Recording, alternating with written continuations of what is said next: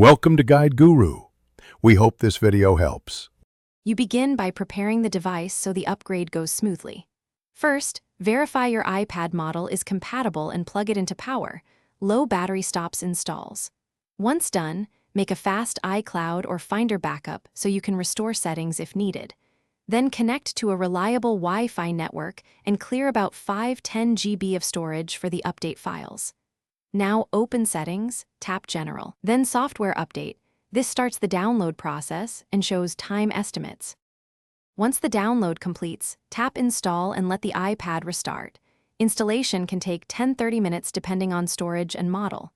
While it installs, avoid heavy I/O tasks. Make sure the device stays connected to power. After reboot, follow prompts for data and privacy choices, re-enroll Face or Touch ID if requested, and accept any new feature permissions. Finally, open the App Store to update critical apps so they work with iOS 26. This prevents crashes and preserves performance.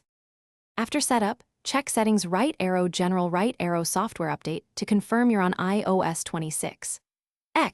And then review new features like redesigned Safari tabs or Stage Manager configuration so workflows match your needs. Make sure battery health readings and background app refresh are tuned for your usage. If something goes wrong, apps crashing, Wi-Fi dropping, first reboot the iPad, then reset network settings. If problems persist, restore from the backup you made earlier using Finder or iCloud. That usually resolves most migration hiccups. Thanks for watching. Consider subscribing if we helped you today.